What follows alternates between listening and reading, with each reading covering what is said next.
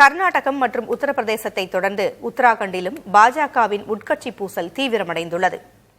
உத்தராகண்ட் பாஜக அரசை அக்கட்சியைச் சேர்ந்த எம்பி நாடாளுமன்றத்தில் விமர்சித்திருக்கிறார். இந்தியாவின் பாஜகவின் அதிகார எல்லை விரிவடைந்து கொண்டே இருக்கும் நேரத்தில் சில மாநிலங்களில் அதன் உட்கட்சி பூசல்களும் ஆழமாகிக் கொண்டிருக்கின்றன. உத்தராகண்டில் சட்டவிரோத சுரங்கப் பணிகள் கட்டுக்கடங்காமல் அதிகரித்து வருவதாக அம்மாநில முன்னாள் முதல்வரும் பாஜக எம்பியுமான திரிவேந்திர சிங் ராவத் நாடாளுமன்றத்தில் பேசியுள்ளார்.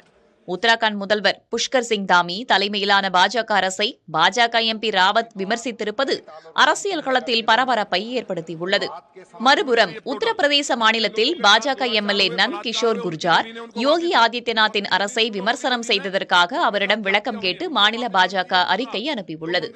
கர்நாடகாவில் முன்னாள் முதல்வர் எஸ் எடியூரப்பா மற்றும் அவரது மகனும் மாநில பாஜக தலைவருமான எஸ் விஜயேந்திரா ஆகியோரை தொடர்ந்து விமர்சித்து வந்த பசன்கவுடா பாட்டில் யத்னால் கட்சியிலிருந்து நீக்கப்பட்டார்.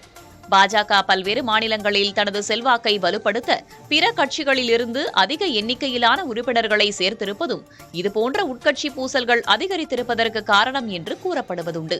ஆனால் உத்தராகண்ட் முதல்வர் தாமி, முன்னாள் முதல்வர் ராவத் இருவருமே தொடக்கத்திலிருந்தே பாஜக உறுப்பினர்கள். 2017ஆம் ஆண்டு முதல்வராக்கப்பட்ட திரிவேந்திர சிங் ராவத் 2021ஆம் ஆண்டு அந்த பதவியை திரத் சிங் ராவத்திற்கு விட்டுக் கொடுக்க நிர்பந்தம் செய்யப்பட்டார். அடுத்த 4 மாதங்களில் தாமி முதல்வரானார்.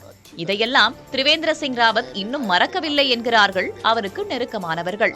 தன் மீதான ஊழல் குற்றச்சாட்டுகளுக்கு புத்துயிர் ஊட்டப்படும் என்ற அச்சத்தின் காரணமாகவே ராவத் இப்படியெல்லாம் நடந்து கொள்வதாக முதல்வர் தாமிக்கு நெருக்கமானவர்கள் கூறுகிறார்கள். உத்தரப்பிரதேச எம்எல்ஏ குர்ஜார் துணை முதல்வர் கேசவ பிரசாத் மௌரியாவுக்கு நெருக்கமானவர் என்கிறார்கள்.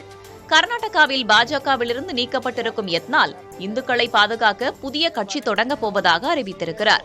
யத்னால் புதிய கட்சி தொடங்கினால் கர்நாடக பாஜகவின் அடிப்படை ஆதரவு தளத்தில் விரிசல்கள் ஏற்படும் என்றும் கூறப்படுகிறது.